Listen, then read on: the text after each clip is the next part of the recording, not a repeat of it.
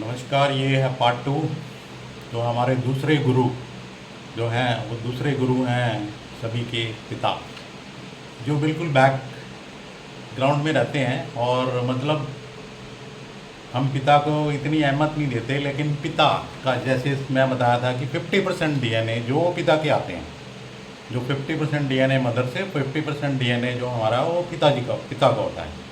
तो हमारे जो पिता हैं वो पिता करते क्या हैं? अभी देखो, पिता जब आदमी को ये प्यार करता है जैसे, लेकिन उनको एहसास नहीं होने देता कभी भी। पिता जो कितना भी प्यार करता है वो किसी को एहसास नहीं होने देता। पिता आपको बचपन में जैसे बच्चा चलता है उसको देखो आप, पिता होगा जो उसको ऊपर उछालेगा, उसमें कॉन्फिडेंस पैदा करेगा, उसको उछालेगा और फिर पकड़ेगा कि उसमें कॉन्फिडेंस, बच्चे में कॉन्फिडेंस आता कि मैं गिरूंगा नहीं, डरूंगा नहीं।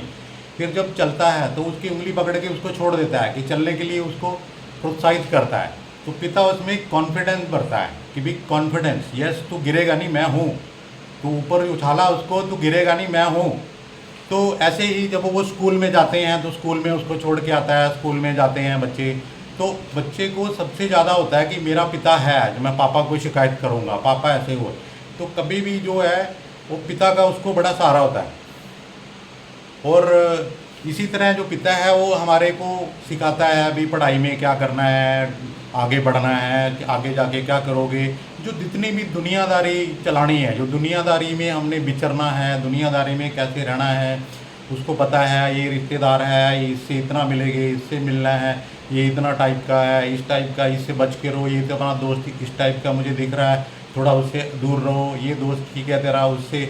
तो ये सारी जो चीज़ें हैं पिता एक नज़र में देख के बता देगा कि ये तेरा दोस्त भाई गलत है, ये इससे थोड़ा सा दूर रहो, इससे थोड़ा सा दूरी बना के रखो, ये ठीक नहीं लग रहा, मुझे ठीक नहीं रहा। बिकॉज एक्सपीरियंस इतना हो जाता है। यही बच्चे जब पिता बन जाते हैं तो इनको वही एक्सपीरियंस बन जाता है। तो बोलते हैं ना कि पिता जब छोटा होता है बच्चा तो बोलता है कि मेरा पिता ही मेरा हीरो है, मेरे पापा ही सब कुछ है। जैसे बच्चा 13, 14, 15 साल का होता है तो उसको बोलता है यार मेरे पिता को कुछ नहीं, पापा यार, पापा आप तो ना यार पुराने ख्यालों के हो। और जब 20-22 का होता है बोला अरे पापा आपको तो कुछ पता ही नहीं है यार, आपको कुछ नहीं पता यार, आप रहने दो यार। क्यों? वो उसको वो अभी बड़ा, वो ग्रो हो रहा है, अभी वो ग्रो हो रहा है, उस स्टेज में आ रहा है, वो बीच की स्टेज में आ रहा है। फिर जैसे वो बड़ा होता है तो फिर वो जैसे उसके बच्चे होते हैं तो फिर बोलता है यार पापा यार कैसे पाले थे। मतलब उसको फिर पता लगता है यार पापा कैसे पाले थे, हमारे को कैसे पाला था, इतने तंग करते, बोले तुम भी इतने करते थे भाई। तो लेकिन फिर उनको लगता है कि माँ बाप का यार यार ये कैसे पाले थे हमारे को। फिर बड़े होते हैं, फिर उनको वो जब वो पिता के शू में आता जाता है फिर उसको पता लगता है।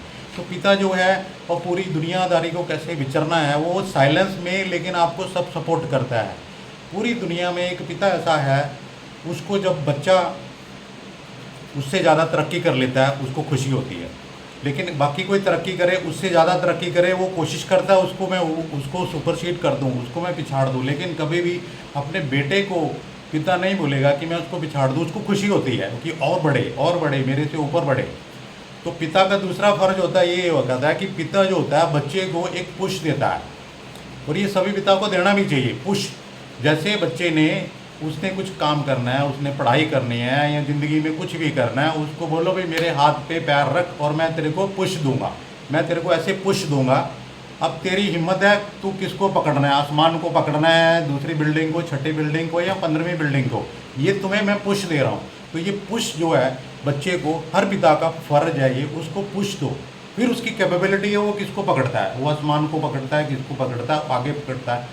तो हर पिता अपने लिए, बच्चों के लिए, चाहे वो एक रिक्शा चालक है, चाहे वो सब्जी बेच रहा है, चाहे वो बिजनेसमैन है, चाहे वो अबानी अडानी है, हर पिता अपने बच्चे के लिए अच्छा करता है। हर पिता अपने बच्चे के लिए हर कोशिश करता है कि मैं अपने बच्चे को सुख दे सकूं, अपने बच्चे के लिए ये कर सकूं। ऐसा नहीं है कि जो बच्चे ये बोल रहे हैं कि जो यार छोटा काम कर रहा है तो मेरे पिता ने कुछ नहीं, वो भी पूरी इतनी कोशिश कर रहा है तुम्हारे लिए कि मेरे बच्चों को अच्छा मिल सके, मैं अपने बच्चों को अच्छा एक भविष्य दे सकूं। हर आदमी उतनी ही कोशिश करता है, कोई भी कम कोशिश नहीं करता। ऐसा नहीं कि अडानी कम कोशिश करता है, अडानी भी उतनी कोशिश करता है, एक रिक्शा चालक, सब्जी वाला भी उतनी कोशिश करता है, हम और आप भी सब इतनी कोशिश करते हैं।